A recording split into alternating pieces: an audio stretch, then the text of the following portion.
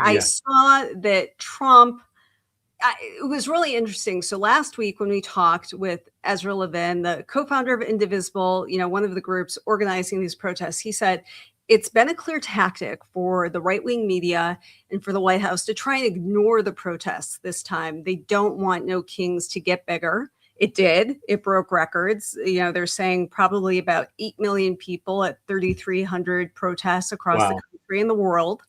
But they were hoping by not giving it oxygen that not as many people would show up, and it was cold in a big part of the country.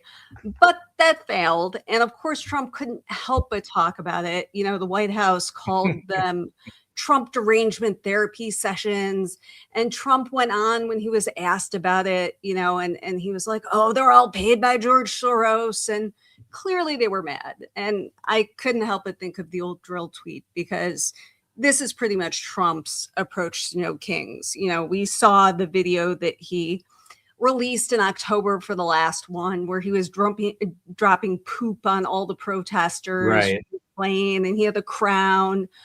He clearly does not like the fact that so many people hate what he's doing.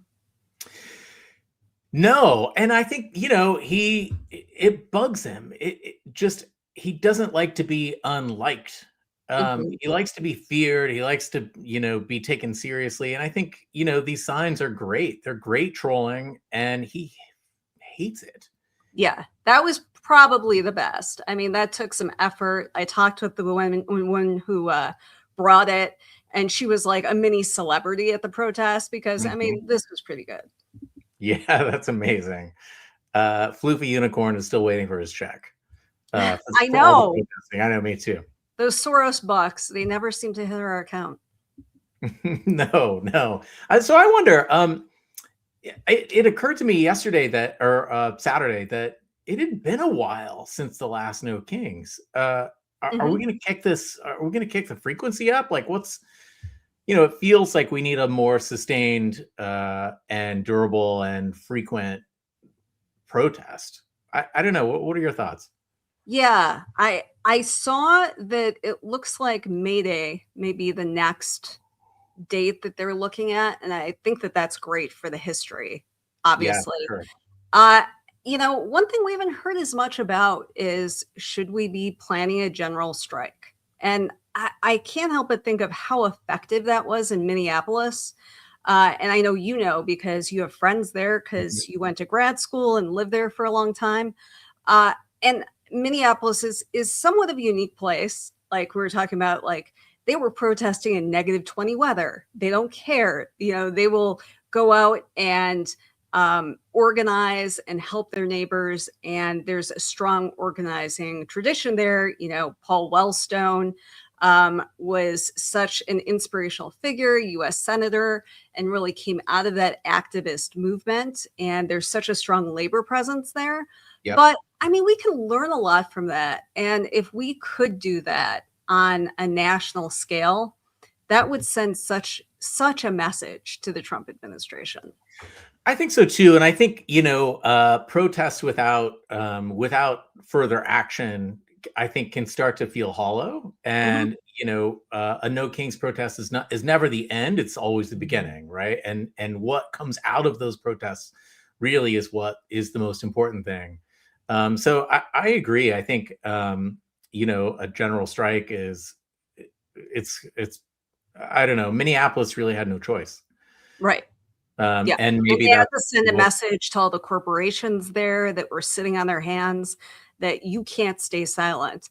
If you are not speaking out against this, then you are on the side of what ICE is doing, killing U.S. citizens and brutalizing our community. Yeah, exactly. Yeah. Exactly. Well, why don't we go ahead and bring on Jesse and Meg. They are the two halves of Pretty Informed Girls. You may know them from TikTok and Instagram. They're also on Substack, so you can find them pretty much everywhere. And they were also at some of the protests over the weekend. So really looking forward to talking with both of them and, hearing what they're doing in terms of reaching a younger audience on social media and other platforms. Hi, guys. Thanks for having us on. Thank you. It's so great to have you both here. I know that we were chatting a little bit before we came on about how you started. You were both on TikTok, and then you joined forces, and you've built like a very, very impressive platform together, and trying to reach people who, let's face it, really are not going to be tuning into the CBS Evening News, although it seems to be No. these days. That's not where a lot of people are getting their news now. So, Yeah. yeah, can you talk with us about your approach and how you are trying to reach people and inform them, and also you're also big activists as well. Yeah, I think, for both of us, we both had interesting niches, which was nice because Jesse does a lot of satire and comedy. And for young people, I mean, we're both Gen Z, we're in the kind of zillennial era where we had Microsoft Paint and then, now we have Okay. AI. So we're in the weird era. But we our age, we need something to break up that content. There's just so much information coming at you at all times. I mean, we've been watching live stream news and just consumerism in a way that is so unfathomable. And so you have to give them something else. You have to make it seem approachable. And what the Democratic Party is such a problem with is messaging, especially messaging that sounds very elitist. And we cannot expect everyone online who are used to these TikTok clips of, 10-second videos is too much. We got to start scrolling. You need to grab their attention and you have to make it interesting or funny or in some way get them to pay attention to what's going on. So for us, it's breaking it up in a way that seems digestible. Some things are not. Oh, can anyone hear me? Sorry, Yep. I just We okay, can hear good. you. I'm sorry, I just read that. Um, it seems digestible, but it's hard. It's hard to be palatable and even see a future. Like I'm 27 and I genuinely don't know if I'm ever gonna be able to buy a house. I don't Mhm. know if I'll be able to, be able to have children and feed them and have healthcare. Like so it's really doom and gloom for us. And because we're not watching a nightly news channel, because we're not doing these things, how do we get people activated?